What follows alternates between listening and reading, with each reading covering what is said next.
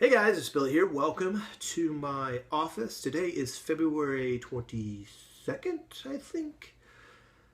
Today I wanted to show you guys a vlog that I found on a memory card. I was shuffling through some memory cards and I found this vlog that I filmed probably 5 years ago maybe. And I remember filming it, and I remember being kind of in an upset mood at the time, and I didn't post it because it's incredibly dark. It's filmed at night, but I don't mean visually dark. The subject matter is incredibly dark. But looking back at it retrospectively, with a little time on it, I think it's an incredibly powerful video, and I wanted to show it to you guys. So here it is.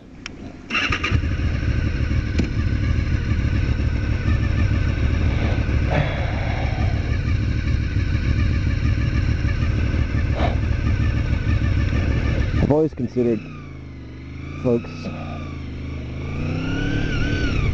that do night vlogs, they're either extremely confident or they don't give a shit. Tonight, I'm a little of both. I wanted to tell a story, one that I've never told on YouTube, and I'm not sure how many people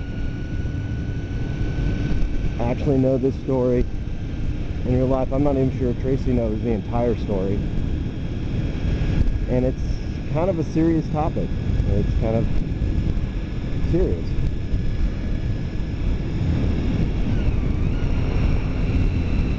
Back in 1995, I think it was, back when I was in college,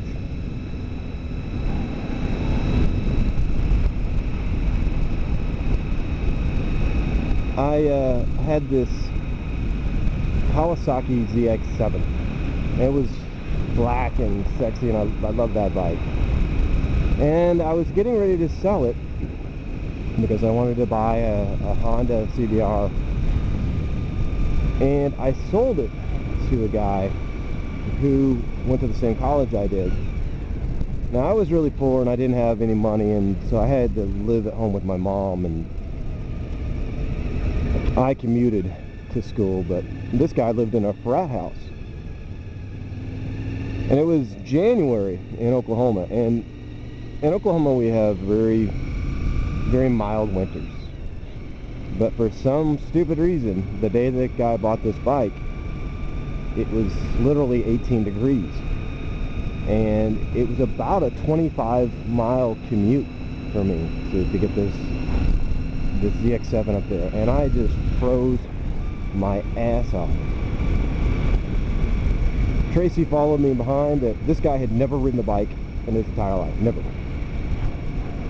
And we get to the frat house, and he exchanges me the money, and he gave me $200 less than what we agreed on.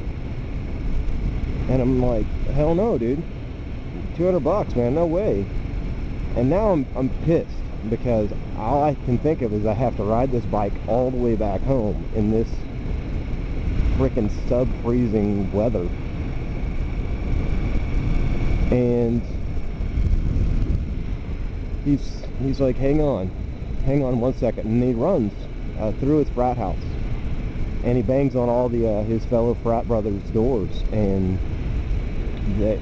they basically chip in, 20 bucks here, $15 here, and he comes to me with this just wad of, cash and change and stuff, and I counted out, and it's 162 bucks. So basically short $38, but to me that's worth the risk of not having to ride at home. Now that 38 bucks or whatever. And he's like, dude, I'll send you the money, I promise. I'm like, okay, cool.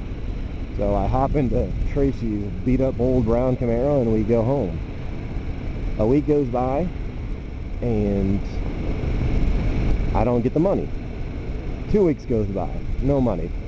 And at this point, I'm pretty darn sure that, the guy just gypped me 38 bucks. Cool. 2 months go by, and there is a letter to me And I open it up, and a $38 check falls to the ground. I'm like, sweet, cool. And hey, I think I'm gonna turn around up here and go this way.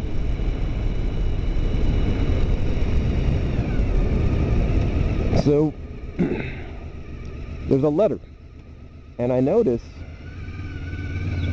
this is this residential neighborhood here, so we can stir up. I notice that the writing is female handwriting. It's not guy's handwriting, obviously.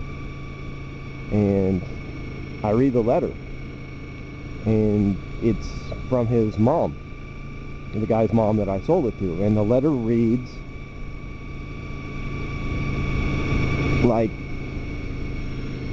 something out of a movie. And basically, the first week the guy had the bike, he got killed on it. And it was a situation that, if I remember right, he basically just pulled out. He didn't have control over the motorcycle, and he pulled out in front of a car and got T-boned. And so it was completely, you know, his inexperience that got him killed. And I could say that it freaked me out a little bit to read this. It bothered me a lot. And I never cashed the check, of course. And I held the letter for a long time to remind me that this thing that I love so much, the you know, the essence of my being is about motorcycling. And if I couldn't ride a bike, I don't know what I would be. But these are extremely dangerous, and you know, you have to remember that and never forget it. And that's really, you know, the point of this vlog. Nowadays, if I look back, should I have sold him the bike? Do I feel guilty for it? And these days I wouldn't sell a bike like that, you know, to somebody that's that new, unless I was really hard up for money. You know, desperate times call for desperate measures. But yeah, it's important to stay on your guard and be careful out there, guys.